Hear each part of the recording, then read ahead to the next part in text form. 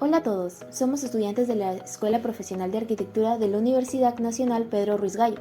En esta ocasión queremos presentarles un análisis sobre ecoeficiencia y economía circular aplicadas a la arquitectura.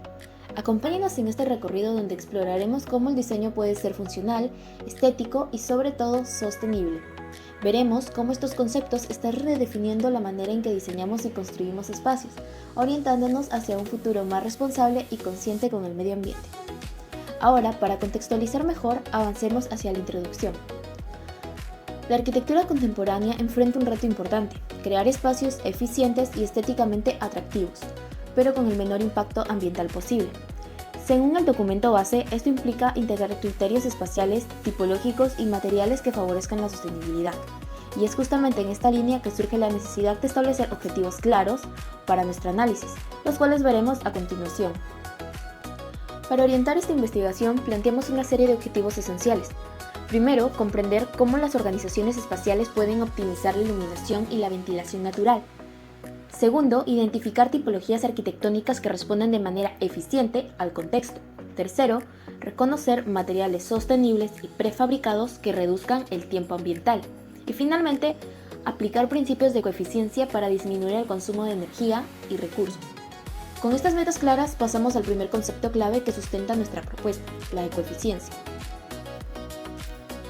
La ecoeficiencia nos plantea una idea central: lograr que un edificio funcione mejor consumiendo menos.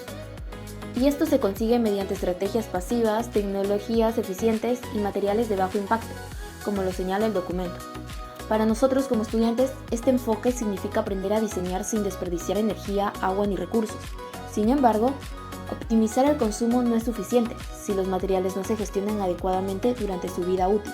Por eso, el siguiente concepto completa esta visión sostenible: la economía circular. Mientras la ecoeficiencia se enfoca en reducir el consumo, la economía circular se orienta a extender la vida de los materiales. Esto implica diseñar edificaciones que puedan desmontarse, adaptarse y reutilizar elementos en lugar de desecharlos. Así, cada componente conserva su valor y se evita la generación de residuos. Este enfoque cambia por completo la manera de proyectar y nos prepara para un diseño más inteligente y responsable.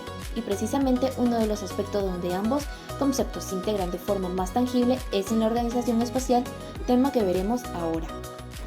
Ahora pasamos a un tema muy interesante que son las organizaciones espaciales como estrategia de diseño. Para entender este tema, primero debemos conocer qué son las organizaciones espaciales. Se dice que las organizaciones espaciales constituyen esquemas de ordenamiento que definen cómo se relacionan los espacios dentro de un proyecto. Como se puede observar en la imagen del costado, hay distintos espacios que se relacionan mediante conexiones, y al observar toda esa volumetría, se puede observar que hay una composición, que es a lo que quiere llegar las organizaciones. Pero dentro de ella interviene tanto la ecoeficiencia como la economía circular. ¿De qué manera o cómo? Se dice que una organización espacial es ecoeficiente cuando se diseña para aprovechar el sol y la iluminación natural, facilita la ventilación sin depender de equipos mecánicos, reduce desplazamientos innecesarios y mantiene un volumen compacto que consume menos energía y materiales. Para entenderlo mejor, hay dos imágenes. En la primera, donde se observa la ventilación cruzada, donde hay una ventana amplia y una ventana pequeña. Mediante ellas transcurre el aire o el viento e ingresa a ese espacio, que es una manera de cómo aprovechar el viento y el aire se ingrese a ese espacio. Por otro lado, también tenemos a la iluminación natural, que se observa en la segunda imagen, donde hay un espacio que está cerrado, pero en el techo hay una abertura y mediante ella ingresa el sol y da iluminación a ese espacio, sin necesidad de tener que utilizar focos. Entonces, es otra manera de cómo aprovechar los materiales que tenemos a nuestro alcance para no tener que utilizar mucha energía. Entonces, de eso nos habla mayormente lo que es la ecoeficiencia: utilizar de la mejor manera lo que tenemos a nuestro alcance. Por otro lado, también tenemos a la intervención de la economía circular, que busca que los espacios y edificios se diseñen para reducir residuos, reutilizar materiales y permitir una adaptación futura. No solo se trata de qué materiales se usan, sino cómo se organizan los espacios para que el edificio dure más, se transforme y consuma menos recursos. Como se puede observar, hay dos imágenes. En la primera hay un espacio donde se observa una volumetría de color blanco y hay varias áreas verdes, ¿no? Entonces también ese espacio, todo eso ha sido transformado y se puede observar en la otra imagen, donde esa volumetría ha sido mejor aprovechada y las áreas verdes han sido ubicadas en mejores lugares, donde se puede observar también pistas, veredas, ¿no? Entonces todo ese espacio ha sido aprovechado de la mejor manera, se ha sido reutilizado los materiales y por ende tiene una adaptación futura. Principalmente les había hablado acerca de las organizaciones, ¿no?, que permiten un mejor ordenamiento también, pero no les había mencionado que hay 5 tipos y uno de ellos es la organización central. ¿Qué es una organización central? Bueno, se dice que va a tener un espacio de mayor jerarquía o más dominante, que es el espacio central, ¿no?, el núcleo, en el cual puede ser patio, plaza, un atrio o una sala principal, y alrededor de ella se organizan los distintos espacios. Como ejemplo tenemos al edificio multifamiliar Central Park, que se encuentra en Lima, donde, como les dije, se puede observar un núcleo central que puede ser un patio, ¿no?, y alrededor de ella se articulan los distintos espacios. ¿Pero qué aporta esta organización? Bueno, permite una iluminación natural alrededor, facilita la ventilación cruzada desde el patio. Ya les había explicado anteriormente qué es la ventilación cruzada, lo cual se facilita en esta organización desde el patio. El núcleo puede cambiar de uso sin alterar todo el conjunto. Como les había dicho, principalmente el núcleo puede cambiar de usos. Puede ser no necesariamente un patio, puede ser una plaza, puede ser una sala o un atrio. Entonces, el cambiar de uso no va a alterar todo el conjunto. Como ejemplo, podemos tener un patio central, que hoy, supongamos, es una plaza interior, pero mañana tal vez puede ser una sala de eventos. Entonces, las aulas que hay alrededor siguen funcionando, no tendrían por qué modificarse. Otro tipo de organización es la lineal. ¿Qué es la organización lineal? Bueno, los espacios se organizan en secuencia a lo largo de un eje. Cuando hablamos de organización lineal, mayormente lo relacionamos como que hay una secuencia, ¿no?, hay un ritmo. Y como ejemplo, tenemos al edificio residencial 8 House. Se puede observar la imagen de ese edificio, que es llamado así porque tiene la forma de un 8. Ahora, ¿qué aporta esta organización? Se puede ampliar por tramos, facilita la ventilación cruzada entre fachadas opuestas y además permite desmontar o renovar partes sin demoler todo. O sea, si nosotros queremos remodelar o renovar alguna parte del edificio, no tendríamos por qué demoler todo, simplemente solo desmontar o demoler esa parte nomás que queremos modificar, no necesariamente todo el edificio. Un ejemplo sería un pabellón donde se agregan nuevos módulos de aulas y cada tramo tiene ventanas opuestas. ¿Para qué? Para que haya una mejor ventilación cruzada. También tenemos a la organización en tramo, donde los espacios se organizan mediante una retícula modular. Mayormente esta organización tiene trama, que tiene una retícula, donde esos espacios se van a ubicar dentro de esa retícula o módulos, ¿no?, más también. Como ejemplo tenemos el edificio Trama Argül, que se encuentra en Turquía. ¿Pero qué aporta esta organización? Bueno, se dice que un módulo puede cambiar de función sin afectar a los demás. Facilita la ventilación cruzada entre módulos y sus componentes se pueden reutilizar. Como bien nos damos cuenta, en las distintas organizaciones y en esta, lo que mayormente se facilita es la ventilación cruzada. Bueno, para que tengan más en claro esta organización, un ejemplo sería un módulo puede ser una oficina, otro módulo puede ser un patio y otro una sala. Entonces, si en uno de ellos cambia la necesidad o la función, se reemplaza solo el módulo que se que se cambia la necesidad o función. No tendría por qué alterar al resto de espacios que se encuentran en distintos módulos, ¿no? Por otro lado, también tenemos a la organización radial, donde los espacios se organizan desde un centro hacia afuera mediante ejes radiales. Esta organización mayormente une lo que es la organización central y la organización lineal. Como ejemplo tenemos al edificio del Senado de la República en México. Y se puede observar en la imagen, ¿no? ¿Qué es lo que aportan? El núcleo central concentra los servicios, permite repartir la luz y el aire desde el centro y facilita un mantenimiento sin intervenir todo. Como ejemplo tenemos un centro cultural circular donde el núcleo tiene baños e instalaciones, que es lo que les había dicho, que concentra los servicios en el núcleo. Y los espacios de alrededor cambian de exposición, cambian de ser un espacio de exposición a ser talleres. Por último tenemos a la organización agrupada. Cuando hablamos de agrupada hablamos de unión, ¿no? Entonces nos dice que es un conjunto de espacios relacionados que se agrupan ya sea por función o por proximidad. ¿Qué es lo que aporta? Permite zonificar a los espacios por clima, ya sean unos espacios abiertos y otros pueden ser cerrados.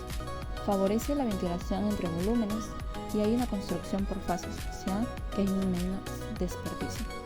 El hecho de que sea una organización agrupada, pues no necesariamente se tendría que construir todo el edificio, sino por fases o por partes, ¿no? Que lo cual nos va a llevar a tener menos desperdicio. Como ejemplo tenemos un centro comunal con pabellones, ¿no? En donde un espacio puede ser el taller y si ese taller crece se ampliaría solo ese bloque sin tener que tocar biblioteca o administración o cualquier otro espacio. Un ejemplo tenemos al edificio Vitra House que se encuentra en Alemania y se puede observar en la imagen. También tenemos dos imágenes en donde se observan dos maquetas, la cual fueron practicadas en el curso de taller, donde se pidió que tendríamos que hacer una composición en la cual abarquen las 5 organizaciones espaciales. En la primera imagen pues podemos observar los distintos espacios, organizaciones de diversos colores, ¿no? En donde hallamos conectores lineales que optimizan recorridos y reducen material.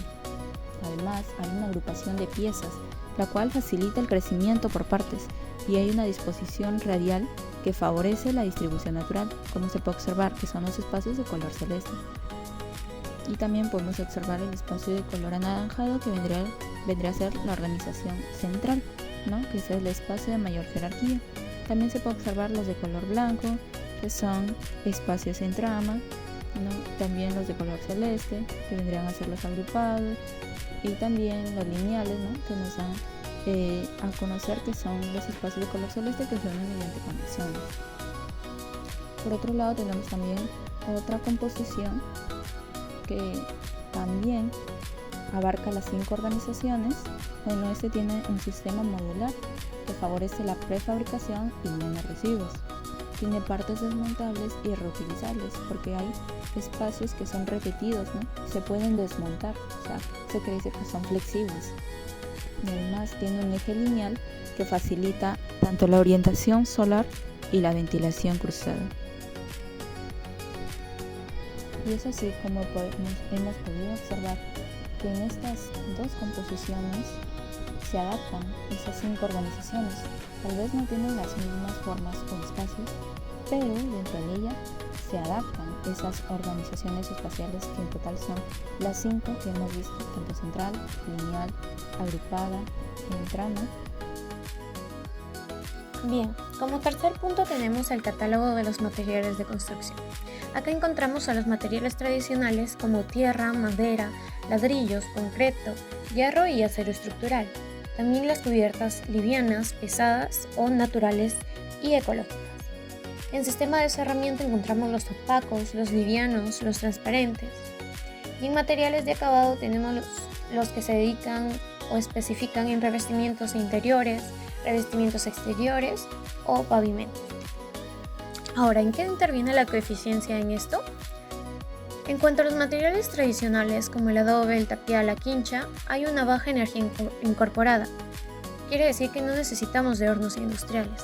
Aparte que el uso de materiales locales reduce las emisiones y se hace uso de menos transporte.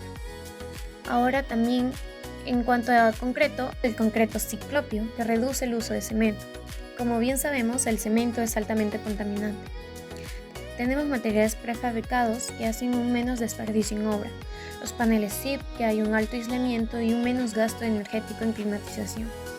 Encontramos también los de acero y sistemas livianos como el steel frame que se hace en una construcción en seco. Quiere decir que se usa menos agua y residuos y se genera menos residuos. Y en los sistemas modulares hay una mayor precisión y menos desperdicio. Ahora, en cerramientos y vidrios tenemos el doble vidrio hermético que mejora la eficiencia térmica.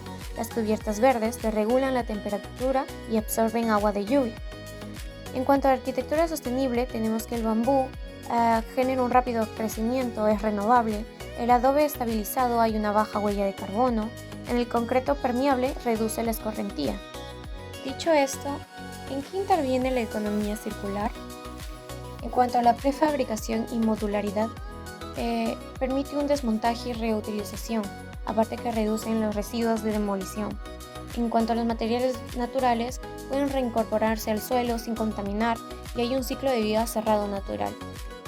También contamos con materiales reutilizables o reciclables, como el acero, el vidrio, la madera certificada o los adoquines, que pueden retirarse y volver a colocarse fácilmente. También contamos con el concreto permeable y cubiertas verdes, que integran al ciclo natural del agua y reducen un impacto urbano. También mejoran la resiliencia ambiental. Pero ¿cómo sabemos qué materiales son más amigables con el ambiente? Según este cuadro tenemos un aproximado de daño repartido entre materiales, como por ejemplo el hormigón o el concreto tiene un 30% aproximadamente de daño, el acero y el metal un 25%, el ladrillo y la cerámica un 15%, los plásticos y el PVC un 10%, la madera un 8%, el vidrio un 7% y otros como un yeso, aislante, etc. un 5% de daño. Continuando, en esta parte se aborda la estructura de cubierta bajo principios de ecoeficiencia y economía circular, considerando tanto el material empleado como el sistema constructivo. En primer lugar, el uso del guayaquil como estructura principal responde a sus propiedades naturales. Es un material ligero, resistente y de rápido crecimiento. Estas características permiten reducir el consumo de recursos industriales y trabajar con un elemento de menor impacto ambiental desde su origen. Desde la ecoeficiencia, cada decisión busca optimizar el desempeño del sistema. Cuando se plantea el guayaquil como estructura renovable, se prioriza un recurso natural que requiere menor energía de producción en comparación con otros materiales convencionales. La incorporación de una malla ligera no solo cumple una función constructiva, sino que permite ventilación y control solar, reduciendo la acumulación de calor en el espacio. Finalmente, la generación de sombra mejora el confort térmico y disminuye la radiación directa, lo que significa que el sistema trabaja de manera pasiva y eficiente, aprovechando las condiciones climáticas en lugar de depender de soluciones artificiales. En cuanto a la economía circular, el análisis se centra en el ciclo de vida del material. El uso de un material biodegradable y de origen local implica una menor afectación tanto en su obtención como en su disposición final. Al plantear un sistema modular y desmontable, se facilita su adaptación y posible reutilización, evitando que el material se convierta en residuo al finalizar su uso. Además, la reducción de residuos se logra mediante un aprovechamiento más consciente del material, considerando su permanencia y transformación en el tiempo. Ahora en esta parte del proyecto trabajamos con los conceptos de espacios virtuales, que son áreas delimitadas visualmente sin necesidad de muros físicos. Estos se definen mediante cambios de nivel, el uso de mobiliario, luz y sombra y materiales. Conociendo sus beneficios de usar espacios virtuales es la mayor flexibilidad y adaptación del espacio, sensación de amplitud y continuidad visual. Mejor integración funcional entre ambientes permiten jerarquizar áreas sin construir muros y favorecen la ventilación e iluminación natural compartida. Por otro lado, también agregando los espacios abiertos como semiabiertos, como los patios y jardines, generan mayor contacto con la naturaleza, permiten la ventilación directa, reducen el estrés y mejoran el bienestar, funcionan como áreas recreativas y comunitarias y refuerzan la eficiencia del proyecto. Esto fortalece el sentido de comunidad y sostenibilidad. Dentro del proyecto también hemos usado un pórtico, ya que esto cumple varias funciones. Con esto nos ayuda que es marcar y jerarquizar el ingreso, protege del sol y la lluvia, genera un espacio de transición entre exterior e interior, lo que vendría a ser la recepción, mejora el confort climático pasivo, aporta tanto como orden y ritmo a la fachada. También incorporamos pérgolas, que son estructuras ligeras con vigas abiertas que permiten el paso parcial de la luz. Conociendo sus ventajas de usar pérgolas es que genera sombra parcial y juegos de luz interesantes. Permiten tanto ventilación natural y delimita espacios exteriores sin cerrarlos en su totalidad. Pueden integrar vegetación, aporta valor estético y paisajístico. Ambos elementos mejoran el confort térmico sin recurrir a sistemas mecánicos. Ahora, pasando a este punto, ¿de qué manera podemos nosotros usar a nuestro favor la vegetación? Ya que es un elemento clave en el diseño ecoeficiente. Usar la vegetación nos ayuda a delimitar espacios. ¿De qué manera? Es que podemos usar tanto como arbustos y árboles para separar lo que son áreas públicas como privadas. Generan transiciones suaves entre interior y exterior y reducen el uso de muros rígidos. También nos ayuda a lo que es el control del viento, usando árboles u cortinas vegetales que actúan como rompevientos. Protegen edificaciones en climas fríos y disminuyen el consumo energético en calefacción o climatización. También nos ayuda lo que es el control solar y térmico. Árboles de hoja caduca dan sombra en verano y permiten sol en invierno. Muros y cubiertas verdes reducen la temperatura interior y también disminuyen el efecto conocido como isla de calor. Las islas de calor urbanas son zonas construidas que experimentan temperaturas significativamente más altas que sus alrededores rurales, a menudo superando a los 5 grados Celsius de diferencia, especialmente en la noche. Este fenómeno se debe justamente a la acumulación de materiales como el asfalto y concreto y la falta de vegetación. Justamente conociendo el uso de la vegetación a nuestro beneficio es el control solar. Pasando a este último punto, que es nuestro material principal del proyecto, es la madera, debido a sus beneficios estructurales como ambientales. Conociendo sus ventajas, es la ligereza estructural, su rapidez constructiva y el aislamiento térmico natural. Nos genera un confort visual y espacial y es un material cálido y acogedor justamente para estos espacios comunitarios. Pasándonos justamente al punto de vista de ecoeficiencia, es que es renovable y sí proviene de manejo forestal responsable. Tiene menor huella de carbono que el concreto o el acero. Almacena tanto como CO2 durante su vida útil y permite construcción en seco, reduciendo el consumo de agua y residuos. Pero también hay que tener en cuenta que la madera también tiene algunas desventajas.